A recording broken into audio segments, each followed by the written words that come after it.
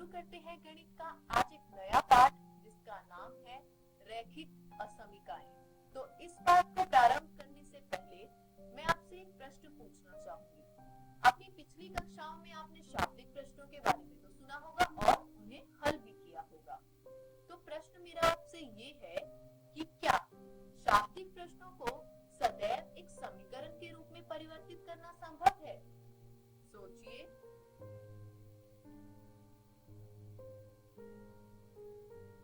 ऐसा हमेशा संभव नहीं होता। क्यों?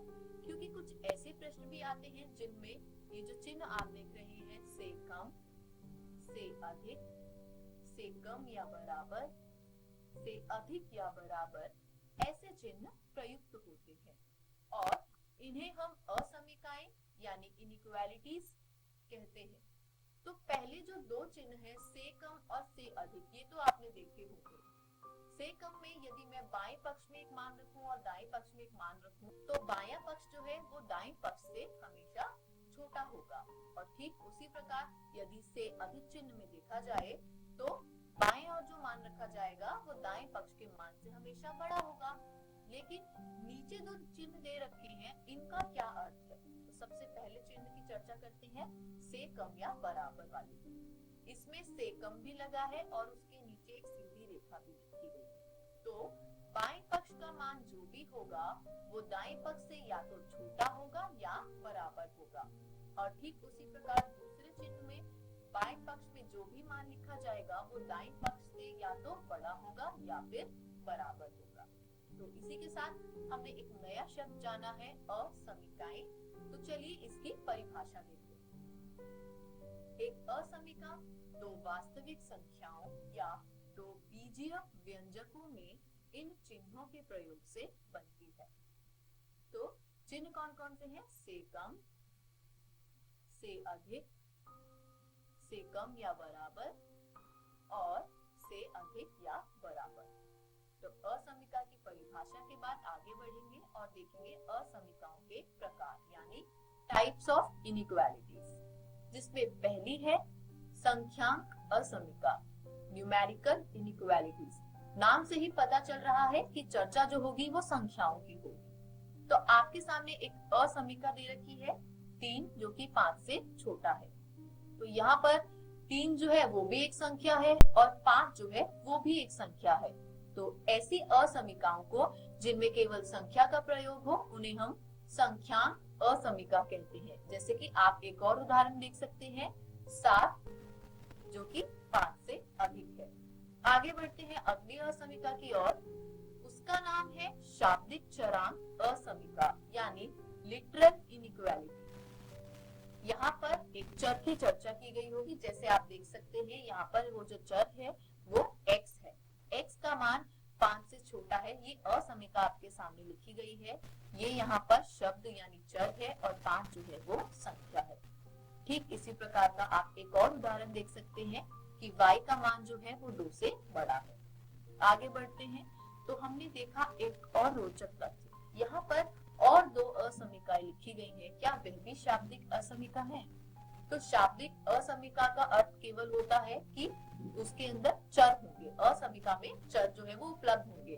अब चिन्ह आप उसमें कोई भी लगा सकते हैं, से कम, से ज्यादा, से कम या बराबर या फिर से ज्यादा या बराबर। आगे बढ़ते हैं अगले प्रकार की ओर, द्विअसमीका यानी डबल इनइक्वालिटी। तो यहाँ पर देखिए जो असमीका दी गई है उसमें लिखा गया है 3 5 से छोटा है और 5 7 से छोटा है।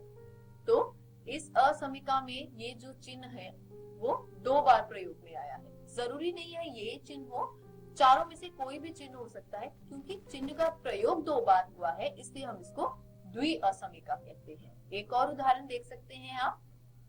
और द्विअसमीका में सिर्फ ये बात होती है कि चिन्ह 2 होंगे। आप उसमें संख्या भी रख सकते हैं और चर भी रख सकते हैं।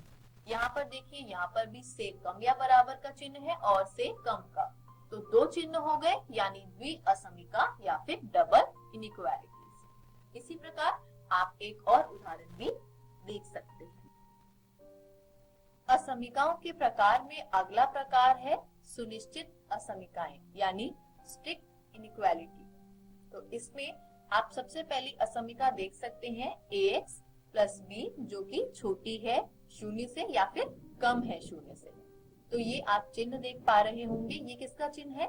से कम का। अब अगला उदाहरण है ax प्लस by जो कि छोटा है c से। यहाँ पर भी से कम का चिन्ह उपयोग हुआ है। अब अगला आप देखिए ax प्लस b जो कि शून्य से बड़ा है, इसमें से अधिक का जो है चिन्ह उपयोग हुआ है। और अगली असमिका है ax प्लस by जो कि c से बड़ी है, यहाँ पर भी से अधिक का चिन्ह उपयोग में लाया गया है। तो यहाँ पर सुनिश्चित असमिका उनको कहा जाता है जहाँ पर या तो से कम या फिर से अधिक के चिन्ह का प्रयोग किया गया हो। अगर चिन्ह में आप से कम या बराबर या फिर से अधिक या बराबर इन दोनों चिन्हों को देखेंगे तो वह असमिका सुनिश्चित असमिका नहीं होती। आगे बढ़ते हैं, देखते हैं अगला प्रकार असमिकाएं जिसे हम स्लैक इनइक्वालिटी के नाम से जानते हैं। यहाँ पर देख सकते हैं आप, पहली असमिका है ax plus b less than equal to 0, यानी ax प्लस b से कम या बराबर शून्य। तो ax प्लस b का जो मान है वो या तो शून्य से कम होगा या फिर शून्य के बराबर होगा, कोई निश्चितता यहाँ पर नहीं है। ठीक उसी प्रकार इस वाले समीकरण में भी आपने देखा। तो जो स्लैक इनइक्वालिटी होता है इसमें खास बात ये होती है कि इसमें जो चिन्ह प्रयोग होते हैं वो दो ही प्रकार के होते हैं, या तो वो चिन्ह होगा से कम या बराबर का या फिर वो चिन्ह होगा से अधिक या बराबर का। इसी के साथ असमिकाओं के जो प्रकार थे आपके वह समाप्त हो गए। इनको अच्छे से याद रखिएगा कि कौन से चिन्ह का प्रयोग आपको कहाँ करना है। आखिरी जो आपके यहाँ पे असमिका आ रही है अब दो, वह पहले दी गई असमिकाओं से बहुत अलग है। अब है रैखिक असमिकाएं जो हमारा पाठ है, तो वो है लीनियर इनइक्वालिटी। तो पहली जो असमिका है वो है ax plus b less than equal to 0, यानी ax प्लस b इसका जो मान होगा वो या तो शून्य से छोटा होगा या शून्य के बराबर होगा। तो यहाँ पर x जो है वो आपका चर है, एक वेरिएबल है, और a और b जो है वो यहाँ पर अचर फलन है। तो इस प्रकार की असमिकाओं को हम रैखिक असमिकाएं कहते हैं।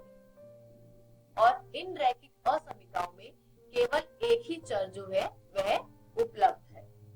इसी के साथ हम आगे बढ़ेंगे और देखेंगे रैखिक असमिकाओं का एक दूसरा प्रकार, दो चर में रैखिक असमिकाएं यानी linear inequalities in two variables. तो आपके सामने एक असमिका दी गई ax plus by less than equal to c, जहां पर x और y दो चर हैं यानी दो वेरिएबल हैं, और a और b जो है वो क्या है, वो दो अचर फलन है। इसी प्रकार से आप और असमिकाएं देख सकते हैं। यहाँ पर चिन्ह आप कोई भी प्रयोग कर सकते हैं चारों में से एक, बस यहाँ पर जो स्थिति है वो यह होगी कि आपकी असमिका में दो चर होने अनिवार्य। आपके सामने एक उदाहरण दिया गया है, उसमें असमिका है 30x जो कि छोटी है 200 से। इस पर हम विचार करते हैं। हम इसमें x का मान डालकर देखेंगे और देखेंगे ये कथन जो है वो कब तक सत्य होगा। तो x बराबर 0 के लिए बाएं पक्ष यानी 30 गुना x में हम x के स्थान पर 0 डाल देंगे। तो 30 जब 0 से गुना होगा तो होगा 0, और 0 जो होता है वो 200 से छोटा होता है। तो यहाँ जो हमारा कथन है वह सत्य हुआ। आगे बढ़े तो हमने यही देखा x बराबर 1 के लिए बाएं पक्ष में x के स्थान पर 1 डाला गया, तो 30 गुना 1 हुआ 30 जो कि 200 से छोटा है। यहाँ पर भी हमारा कथन सत्य हुआ। इसी प्रकार आगे बढ़े, हमने देखा x बराबर 2 के लिए जब आप x के स्थान पर 2 डालेंगे तो वह हो जाता है 60 जो कि 200 से छोटा है। आगे बढ़े, फिर हमने ऐसे ही देखा x बराबर 3 के लिए। आप इसको आराम से देखकर समझ सकते हैं कि 30 3 से गुना हुआ तो हुआ 90 जो कि 200 से छोटा है। फिर x बराबर 4 के लिए भी हमने देखा 30 गुना 4 हुआ 120 जो कि 200 से छोटा है। अगला हुआ x बराबर 5। यहाँ पर जब हमने x बराबर 5 के लिए देखा तो 30 5 से गुना होकर हुआ 150 जो कि 200 से छोटा है। आगे बढ़े, यही मान हमने x बराबर 6 के लिए देखा 180 आया उसको गुना करने पर जो कि 200 से छोटा है। और ठीक उसी प्रकार x बराबर 7 के लिए बाएं पक्ष में आप देखिए जब 30 7 से गुना होता है तो वो होता है 210 जो कि 200 से छोटा नहीं है, यानी यह कथन जो है वह सत्य नहीं है। तो इसी से हमको हमारी असमीका का हल प्राप्त होता है। उपयुक्त असमीका को सत्य कथन करने वाले x के मान केवल 0, 1, 2, 3, 4, 5 और 6 हैं। क्यों? क्योंकि 7 डाला तो 210 आ गया और वो 200 से छोटा नहीं है। तो x के उन मानों को जो दिए हुए असमीका को एक सत्य कथन बनाते हैं उन्हें हम असमीका का हल कहते हैं। और वह जो समुच्चय होता है उन सभी संख्याओं का उनको हम हल समुच्चय कहते हैं। आइए देखते हैं पहला नियम। कहा गया है कि एक समीकरण के दोनों पक्षों में समान संख्याएं जोड़ी अथवा घटाई जा सकती है। तो उदाहरण के लिए देखिए, सबसे पहले आपके सामने एक समीकरण दे रखा है x प्लस वाई बराबर 5। अब इस समीकरण के दोनों पक्षों में यदि 2 जोड़ा जाए तो उत्तर में आपको प्राप्त होगा x प्लस वाई प्लस 2 बराबर 5 प्लस 2। और इसको जब हम आगे हल करेंगे तो हमें दिखेगा x प्लस वाई प्लस 2 बराबर 7। यानी आप समीकरण के दोनों पक्षों में समान संख्याएं जोड़ सकते हैं। अब देखते हैं घटाने की विधि। इसी समीकरण के दोनों पक्षों से यदि 2 घटा दिया जाए तो समीकरण किस रूप में परिवर्तित होगा? इस प्रकार से x प्लस वाई माइनस 2 बराबर होता है 5 माइनस 2 के, और इसका उत्तर हमें प्राप्त होता है x प्लस वाई माइनस 2 बराबर 3। आगे बढ़ते हैं, देखते हैं अगला नियम, नियम 2। एक समीकरण के दोनों पक्षों में समान शून्येतर संख्याओं से गुना अथवा भाग किया जा सकता है। जैसे कि हमने एक समीकरण लिया x बराबर 2। अब इस समीकरण के दोनों पक्षों को 2 से गुना करने पर हमें प्राप्त हुआ 2x बटा 4। आगे बढ़े तो हमने देखा कि भाग करने पर क्या स्थिति आएगी। अब आपके सामने एक समीकरण दिया था 2x बराबर 4। इस समीकरण को जो दोनों पक्ष हैं उनको यदि 2 से भाग दिया जाए तो हमें प्राप्त हो जाता है x बराबर 2। तो इससे हमें ये सीखने को मिलता है कि एक समीकरण के दोनों पक्षों में समान शून्येतर संख्याओं से गुना अथवा भाग किया जा सकता है। आगे बढ़ते हैं, अब देखते हैं असमीका पे बने नियम। समीकरण के बारे में तो हम जान चुके हैं। असमीका का पहला नियम कहता है कि एक असमीका के दोनों पक्षों में असमीका के चिन्हों को प्रभावित किए बिना समान संख्याएं जोड़ी अथवा घटाई जा सकती है। उदाहरण के लिए एक असमीका ली कि 3 बड़ा है 2 से। अब इस असमीका के दोनों पक्षों में यदि 2 जोड़ा जाए तो 3 जमा 2 बड़ा है 2 जमा 2 से। तो इससे हमें परिणाम में प्राप्त हुआ 5 बड़ा है 4 से, जो कि सत्य है। अब यदि मैं घटाने की स्थिति देखूं तो कहा गया कि इसी असमीका के दोनों पक्षों से यदि 2 घटाया जाए, यानी आप 3 में से 2 घटाएं और 2 में से भी 2 घटाएं, तो आपको प्राप्त होगा कि 1 बड़ा है 0 से। और यह कथन भी सत्य है। जो नियम 2 में बताया गया है उसमें कहा है किसी असमीका के दोनों पक्षों को समान धनात्मक संख्याओं से गुना या भाग किया जा सकता है। यानी अगर संख्याएं धनात्मक है तब तो आप गुना और भाग दे सकते हैं, परंतु दोनों पक्षों को समान ऋणात्मक संख्याओं से गुना या भाग करते समय असमीका के चिन्ह जो है वो तदनुसार परिवर्तित कर दिए जाते हैं। और ऐसा कैसे होता है वो मैं आपको समझाऊंगी एक उदाहरण की सहायता से। आपके सामने एक असमीका दी गई है 3 जो कि बड़ा है 2 से। अब इस असमीका को धनात्मक 2 से गुना करने पर क्या होगा? 2 से गुना कीजिए बाएं पक्ष में 2 गुना 3 6 और दाएं पक्ष में करने पे आएगा 2 गुना 2 4, तो 6 जो है वो 4 से बड़ा है। आप फिर से इसी असमीका को लीजिए और अब की बार इस असमीका को ऋणात्मक 2 से गुना करिए। तब ऋणात्मक 2 से करने पर -2 3 से गुना होके क्या होता है -6, और ये जो 2 है वो जब गुना हो जाएगा -2 से तो हो जाएगा -4। यहाँ पर देखिए ये जो -6 है, -6 जो संख्या रेखा आपकी होती है उस पे आप जैसे जैसे बाईं ओर बढ़ते जाएंगे, जैसे -1 -2 -3, वह अंक वैसे वैसे छोटा होता जाता है। तो -6 जो है वो -4 से छोटा होता है। तो यहाँ पर चिन्ह देखिए असमीका का परिवर्तित हो गया। आगे बढ़ते हैं और देखते हैं एक उदाहरण। कहा गया है उदाहरण में एक असमीका दे रखी है 30x जो कि छोटा है 200 से, इसका हमें हल ज्ञात करना है और कहा गया है x एक प्राकृत संख्या है। अब यहाँ पर आप x बराबर 0 1 2 ऐसे डालकर नहीं देखेंगे, वो आपको केवल हल समुच्चय और असमीका का हल समझाने के लिए था। इसके लिए हमारा एक अन्य तरीका है। सबसे पहले असमीका को लिख लीजिए 30x जो कि छोटा है 200 से। नियम 2 कहता है कि असमीका में आप दोनों ओर धनात्मक संख्याओं से गुना कर सकते हैं और भाग दे सकते हैं, किसी प्रकार का परिवर्तन चिन्ह में नहीं आएगा। तो 30x और 200 दोनों को ही हमने भाग दे दिया 30 से। इससे क्या हुआ, बाईं ओर केवल एक चर x रह गया और दाईं ओर हमें मिल गया 20/3 जो कि मान होता है 6.67 यानी 6.67। यहाँ पर एक स्थिति दी गई थी कि x एक प्राकृत संख्या है। स्पष्टतः इस स्थिति में x के निम्नलिखित मान कथन को सत्य करते हैं। तो x बराबर 1 2 3 4 5 और 6।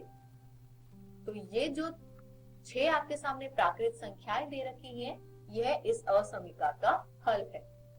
आगे बढ़ते हैं तो हमने देखा कि ये जितने भी मान कथन को सत्य कर रहे हैं उनका यदि आप समुच्चय ले लें तो हम उसको क्या कहते हैं, उसको हम कहते हैं हल समुच्चय। आगे बढ़ते हैं और देखते हैं इसी उदाहरण में इसी असमीका को, किंतु यहाँ पर एक स्थिति में परिवर्तन है, ध्यान से देखिएगा।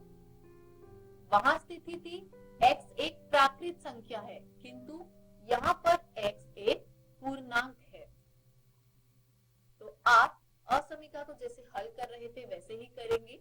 30 से आपने भाग दे दिया और आपको x का मान जो है वो 6.67 से छोटा मिल गया, किंतु क्योंकि स्थिति में परिवर्तन है, x एक पूर्णांक संख्या है, तो इसलिए असमीका का हल जो है वो क्या हो जाएगा, 1 से 6 तक तो रहेगा ही रहेगा, लेकिन पूर्णांक में जो है हमारे ऋणात्मक अंक भी आते हैं और शून्य भी आता है। तो x का मान 6.67 से छोटा होना चाहिए। तो 6 से छोटी जितनी भी संख्याएं हैं शून्य और ऋणात्मक में, वह सब इस कथन को सत्य करेंगी और असमीका का हल समुच्चय कुछ इस प्रकार का दिखेगा। इसी के साथ हमारा यह उदाहरण तो समाप्त हुआ। आगे बढ़ते हैं एक और उदाहरण की तरफ। यहाँ पर आपको एक असमीका दी गई है और उसके साथ स्थिति भी दे रखी है कि x एक पूर्णांक है। असमीका है 4x + 3 जो कि कम है 6x + 7 से। सबसे पहले हल में आप क्या करेंगे, असमीका को ऐसा का ऐसा ही लिख लेंगे।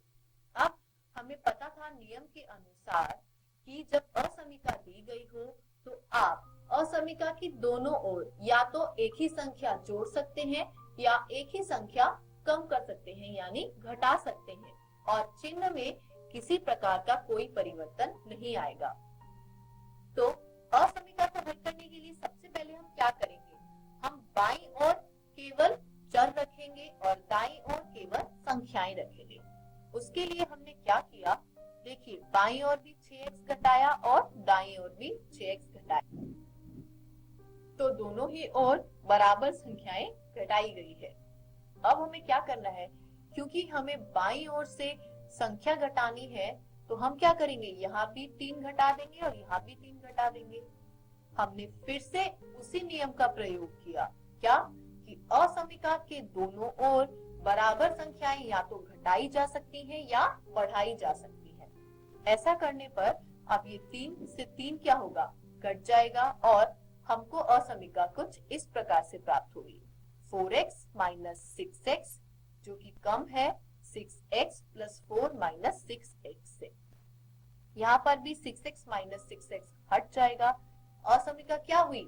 4x माइनस 6x यानी माइनस 2x जो कि छोटी है 4 से।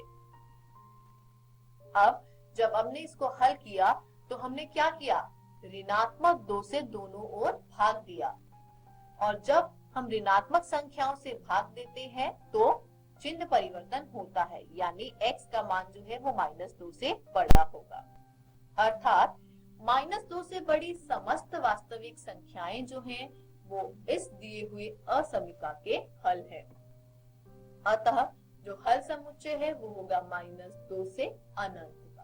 पहले हमने जो वीडियोस देखी उसमें जाना कि रैखिक असमीका होता क्या है और वह कितने प्रकार की है।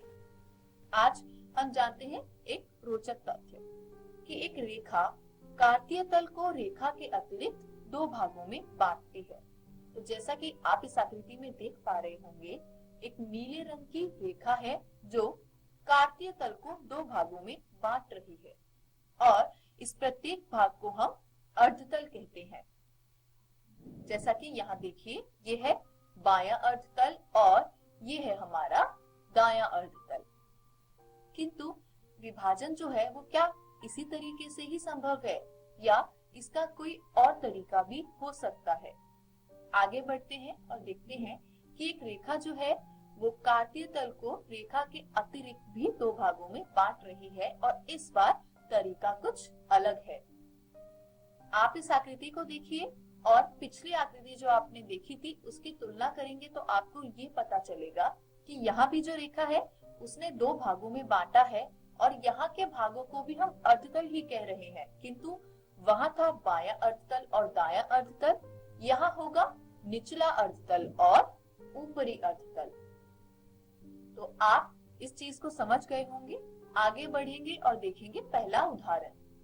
पहले उदाहरण में कहा गया है कि एक असमीका है 3x प्लस 2y जो कि बड़ी है 6 से, और हमें इसको आलेखीय विधि यानी ग्राफिकली सॉल्व करना है। तो ऐसे प्रश्न जब आपके पास आते हैं, सबसे पहला चरण आपका ये होना चाहिए कि उस असमीका को समीकरण के रूप में आप परिवर्तित करें और उसका ग्राफ खंडित रेखा के रूप में खींचे। तो असमीका जो 3x plus 2y greater than 6 थी, उसको मैंने लिख दिया 3x प्लस 2y बराबर 6। तो यहाँ देखिए, हमने यहाँ इसका आलेख खींच दिया है।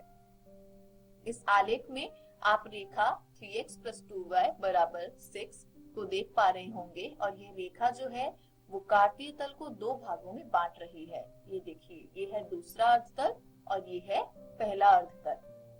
आगे बढ़ते हैं और देखते हैं कि हमें सबसे पहले एक बिंदु लेना है ऐसा जो कि रेखा पर स्थित नहीं है।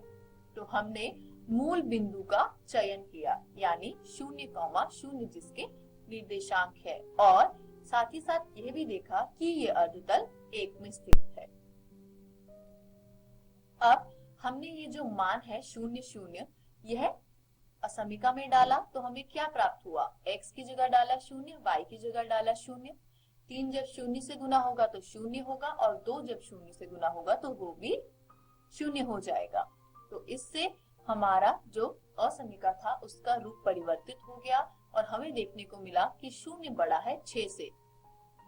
आपको ये तथ्य बहुत अजीब लग रहा होगा कि 0 6 से बड़ा कैसे हो सकता है, यानी ये जो है वो असत्य है। असत्य होने के कारण हमें यह पता चला कि अर्धतल 1 जो दे रखा है उसमें दिए हुए असमीका का कोई भी हल उपलब्ध नहीं है, यानी असमीका का हल क्षेत्र जो है वह नहीं है। आगे बढ़ते हैं और देखते हैं उसके बाद हमें क्या करना है।